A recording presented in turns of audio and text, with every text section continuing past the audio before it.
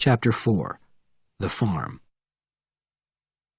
Darkness had fallen on Manassas as Bourne crept through the woods around General Norman Swain's farm.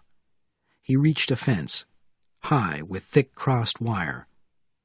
Bourne wondered why a general who worked in an office would build something so expensive around a farm.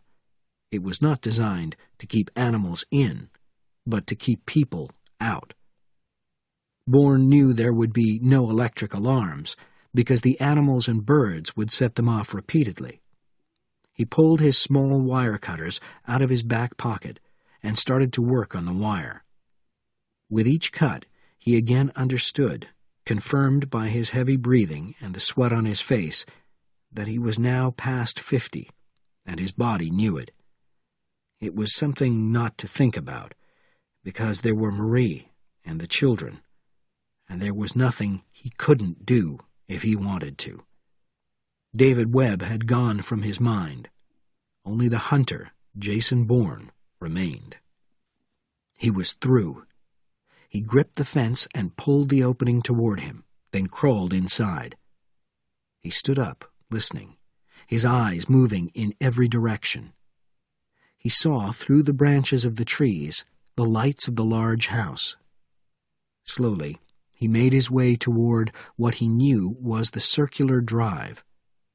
Then, reaching the edge of the road, he lay flat under a tree, collecting his thoughts and his breath as he studied the scene in front of him.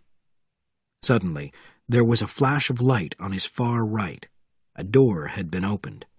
It belonged to a smaller, separate house, a log cabin. 2 men and a woman came out and were talking. No, they were not just talking, they were arguing, heatedly. Bourne took the binoculars out of his pocket and put them up to his eyes. He studied the 3 people, knowing that the medium-sized protesting man was the Pentagon's General Swain, and the woman with dark hair was his wife. But what fascinated him was the tall, overweight man nearest the door. He knew him. He could not remember from where or when, which was certainly not unusual because his memory often failed him, but he knew that he hated him, and that was not usual. He could not explain it because no connection came to him. Where were the images, the brief flashes from the past that often filled his mind? They did not come. He only knew that the man he saw through his binoculars was his enemy. Then that huge man did a strange thing.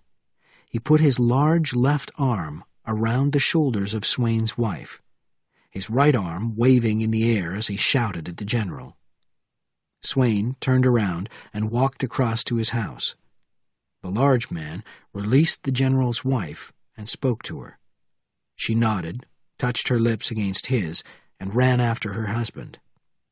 The other man walked back into the cabin and closed the door, removing the light. Bourne knew that he had to reach the man who had been part of his forgotten past. He slowly got to his feet, and moving from one tree to another, made his way toward the cabin. He stopped, dropping to the ground, when he heard the sound of wheels. Within seconds, he saw a small, strangely shaped vehicle, like a 3-wheeled golf cart, racing out of the shadows of the circular drive. It seemed designed for both high speed and balance, and thick glass surrounded the driver on all sides, glass that Bourne knew would stop a bullet. Then a second 3-wheeled cart came out of the shadows behind the cabin. It stopped only meters from the first one, and these words came from an unseen speaker. "Secure the gates, release the dogs, and continue your rounds." The carts swung away in opposite directions, and Bourne reached into his back pocket and pulled out his dart gun. If the dogs hunted together, he would have no choice. He would have to climb the fence. The gun could stop 2 animals, not more. There would be no time to reload. Suddenly, a large black dog raced past on the drive. It didn't slow down as it passed him. It didn't pick up the human smell. It was on its way somewhere. Then another dog appeared, this one long-haired. It did slow down, but as if it was trained to halt at a specific area. Standing motionless, Bourne understood. These were trained male attack dogs, each with its own territory. It was a practice used by landowners in the Far East. Vietnam. Medusa. It was coming back to him. Half-remembered images. A young, powerful man in uniform. That same man, older, larger, had been in the viewfinder of his binoculars only moments ago. And years ago, that same man had promised supplies and brought nothing. Bourne remembered taking his gun out and pushing the barrel against the man's forehead. "One more word, and you're dead, Sergeant." The man had been a sergeant. "You bring us supplies by 5 o'clock tomorrow morning, or I'll get to Saigon and personally blow your head off." They got the supplies. Bourne's thoughts came back to the present. The long-haired attack dog was suddenly circling in the road, its nose picking up the human smell. Within seconds, it found the right direction and ran through the bushes, its teeth white in the darkness. Bourne moved back to the fence, raising the dart gun with his right hand, his left arm bent and extended. The angry animal jumped. Bourne fired first one dart and then the other. As the darts struck the dog, Bourne wrapped his arm around its head, pulling the head to one side, while swinging his right knee up into the animal's body to push away the sharp-nailed feet. It was finished in moments. Moments of quietening anger, until the dog fell asleep in Bourne's arms. He lowered it to the ground and once again waited, afraid to move until he knew that none of the other animals had heard. There was no sound from them, but Bourne heard one of the carts approaching. It stopped near the front gate. The driver opened the door and began to throw pieces of food to the black dog. Bourne knew that he had to stop the cart and force the driver outside without giving him any reason to use his radio to call for help. He looked at the sleeping dog at his feet. Place it in the road? No. The driver might assume it had been shot from the other side of the fence and call the house. What could he do? He looked around and saw a fallen branch on the ground. He crossed quickly to it and pulled it toward the drive. To lay it across the drive might appear too obvious a trap, but partially on the road might work. The grounds were neat, and the guards under the big man's command would want to avoid criticism. Bourne swung the branch around and pushed it around 2 meters into the road. He heard the door of the cart shut. The vehicle rolled forward, gathering speed as Bourne raced back into the darkness of the tree. The driver's single headlight lit up the branch on the road.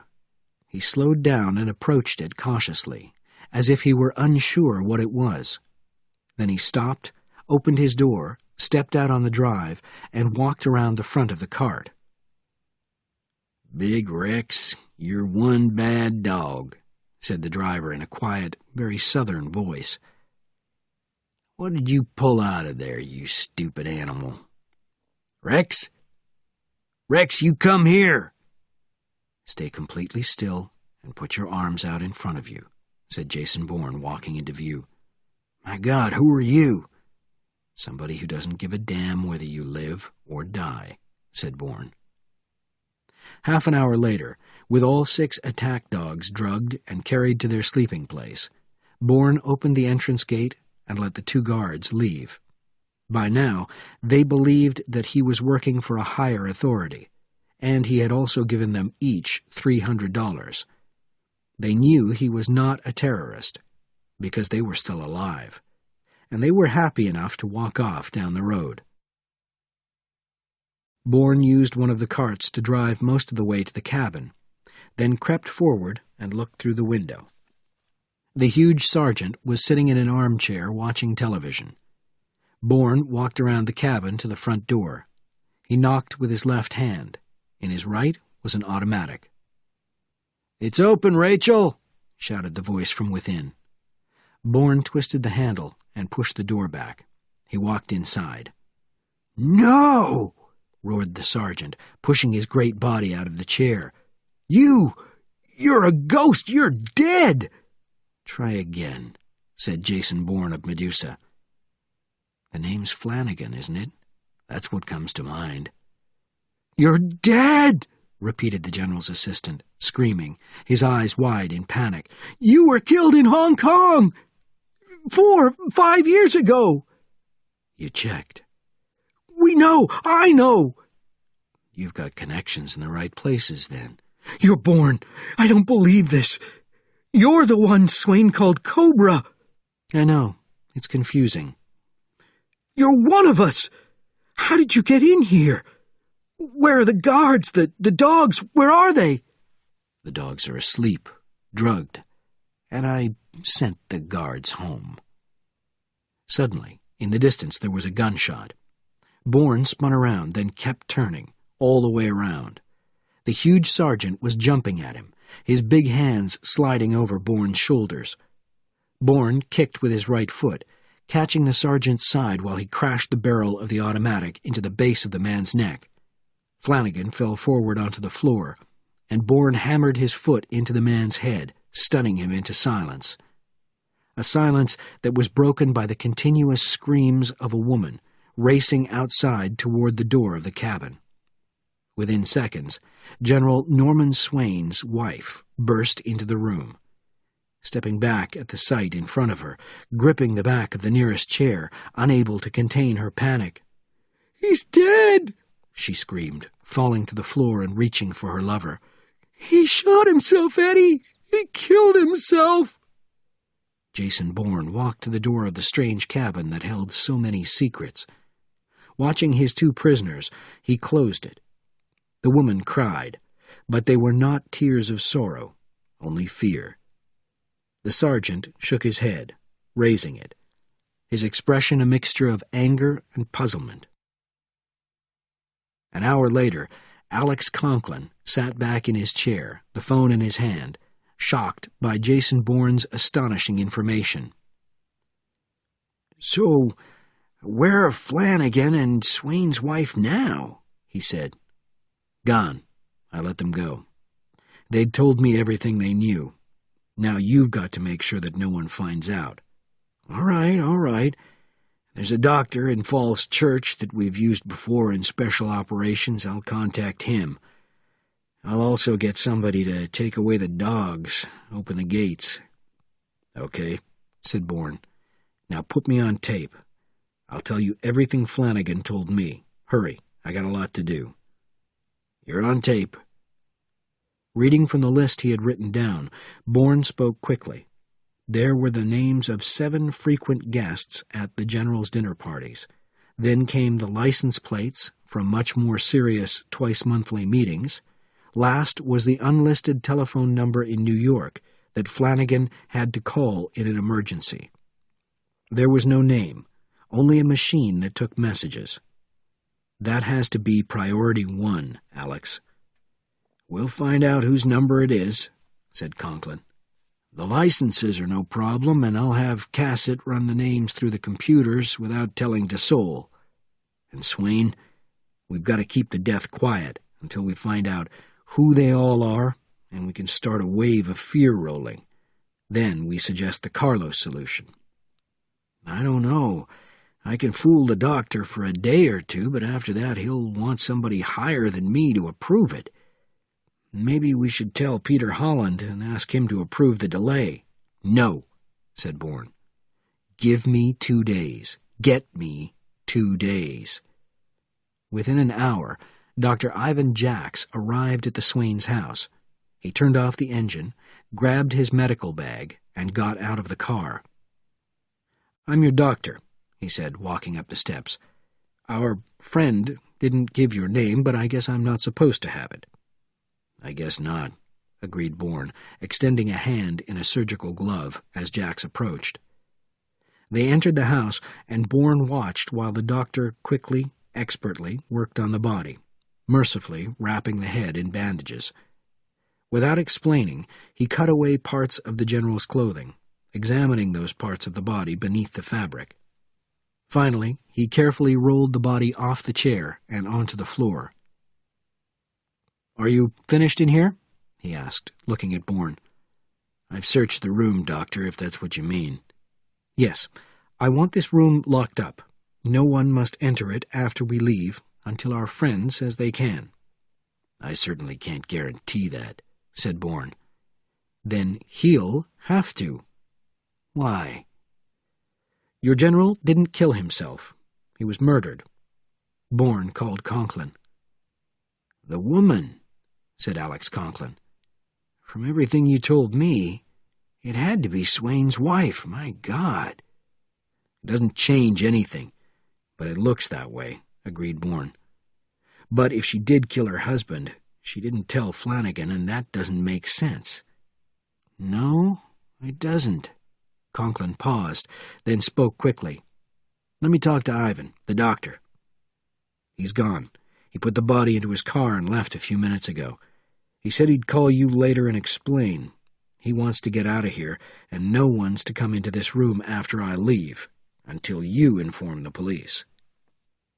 "I've got to find a way of keeping everybody away from there. It's almost impossible." "It's perfect. Our little game will start here." Bourne hung up the telephone, then turned and glanced around the general's study.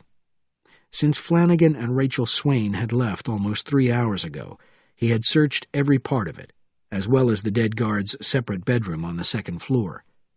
He had placed the items he intended to take on the coffee table. He studied them now.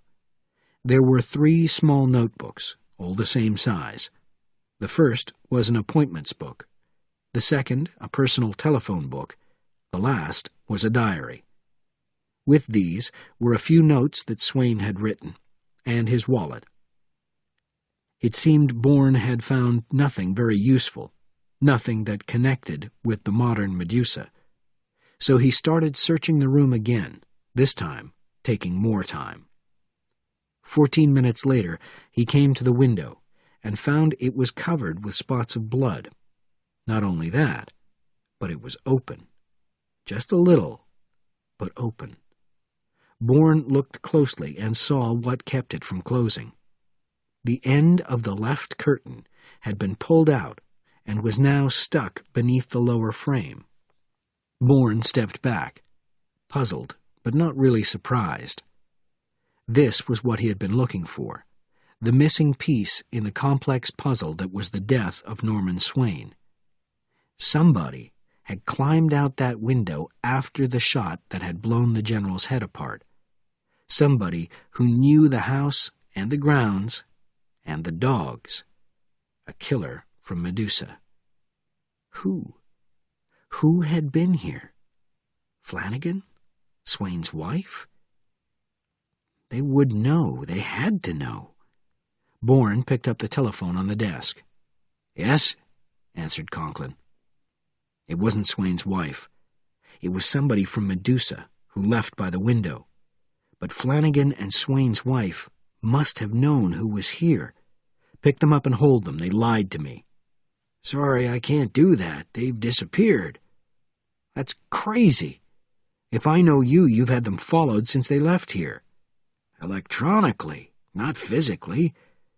They booked seats on the 10 p.m. flight to London." "London?"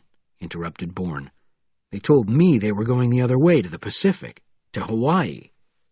"That's probably where they are going, because they didn't check in for the London flight." "We need to bring in Peter Holland." "No, not yet. Give me the 2 days, Alex, please." "I'll do the best I can."